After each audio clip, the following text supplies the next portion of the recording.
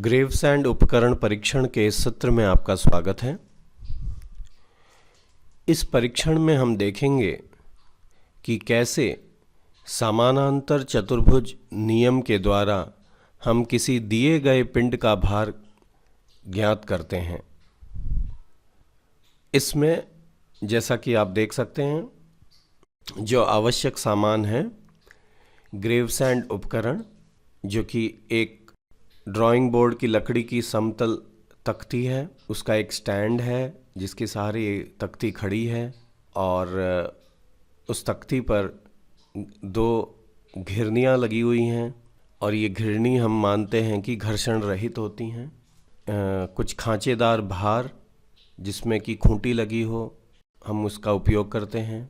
धागा, उसके बाद अज्ञात भार वाला पिंड, और पुस्तकों में तो वाइट पेपर का उपयोग करना लिखा है, लेकिन हम इस परीक्षण में पिंक कलर यानी गुलाबी रंग का पेपर यूज़ करेंगे। एक दर्पण पट्टी यानी शीशा, पिन, और उसके अलावा जो आप देख नहीं पा रहे हो वो भी हैं पैमाना, एक चांदा और स्प्रिंग बैलेंस। तो इन सामानों के साथ हम समानांतर चतुर्भुज नियम के द्वारा ज्ञात पिंडों से किसी अज्ञात पिंड का भार ज्ञात करेंगे।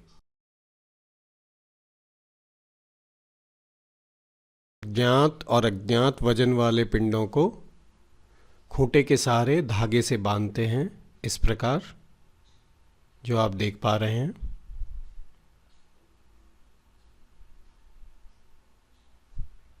मध्य में अज्ञात वजन वाला पिंड है और दोनों ओर ज्ञात वजन वाले पिंड हैं। इनको एक घर्षण रहित घिरनी के सहारे इस प्रकार हम लटका देते हैं। ये सुनिश्चित करते हैं कि न तो ये पिंड हिल रहे हों और न ही काली तख्ती को छू रहे हों।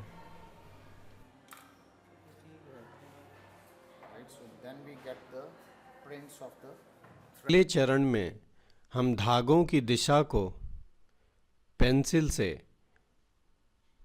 गुलाबी रंग के कागज पर रेखांकित करना चाहेंगे। इसके लिए हम धागों के प्रतिबिंब को दर्पण पट्टी पर ओवरलैप यानी संपाती करके और उसके दोनों ओर इस प्रकार हम पेंसिल से बिंदु बना देते हैं। बाद में जब इन बिंदुओं को पेंसिल के सहारे जोड़ा जाएगा तो वह धागे की दिशा को दिखाएगा।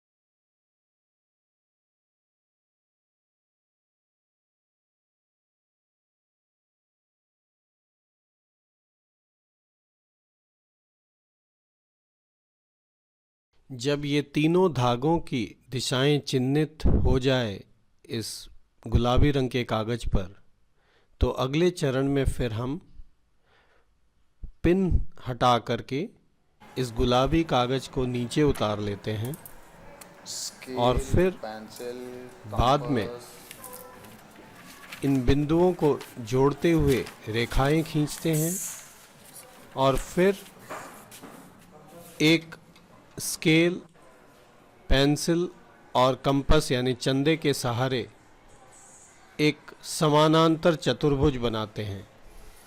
ये हम कैसे बनाते हैं, इसको गौर से देखिए।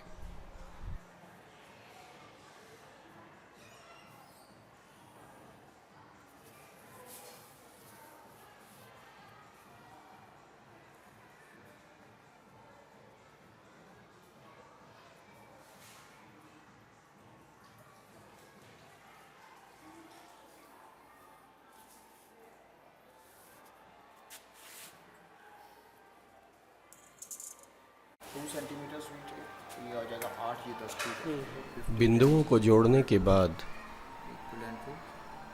हम रेखाएं खींचते हैं और उन रेखाओं पर बल को दर्शाने के लिए उचित पैमाने का उपयोग करते हैं। ताकि उचित विमाओं का समानांतर चतुर्भुज प्राप्त कर सकें। 8 centimeters.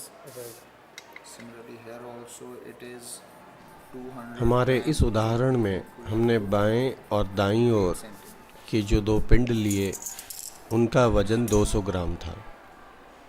तो हम इस पैमाने का उपयोग करते हैं। 1 सेंटीमीटर बराबर 25 ग्राम।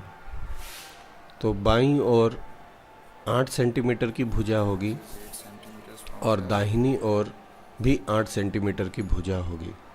और इसके बाद हम एक अपेक्षित समानांतर चतुर्भुज बनाते हैं और जो डायगोनल यानी विकर्ण है उसका माप लेते हैं और हम पाते हैं कि विकर्ण 9.7 सेंटीमीटर निकला। अब क्योंकि 1 सेंटीमीटर बराबर 25 ग्राम है तो 9.7 सेंटीमीटर बराबर लगभग 242 ग्राम होगा।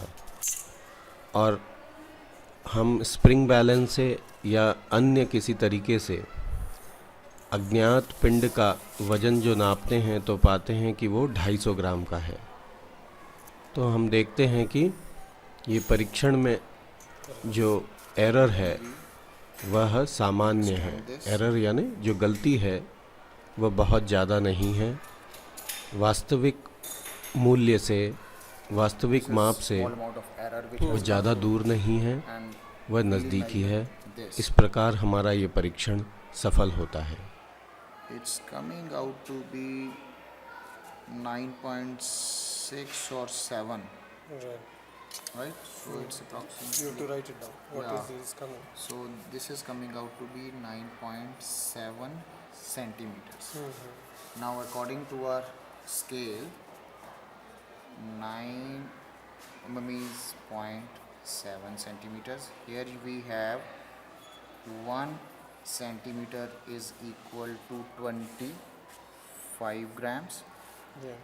So 9.7 हाँ, ध्यान देने योग्य बात यह है it's कि जो विकर्ण हम बनाते हैं so should I write वह down? विकर्ण अज्ञात पिंड के वजन का सूचक है और यह विकर्ण निचली रेखा की सीध में ही बनता है। But our actual यह was विकर्ण 1, 2, 3, 4, अज्ञात 5, पिंड के 50, वजन का 50 सूचक grams, कैसे so it's है within experimental error. और ये सारा कुछ कैसे होता है इसको हम अन्य सत्र में देखते हैं। Theory of Gravesend experiment. धन्यवाद।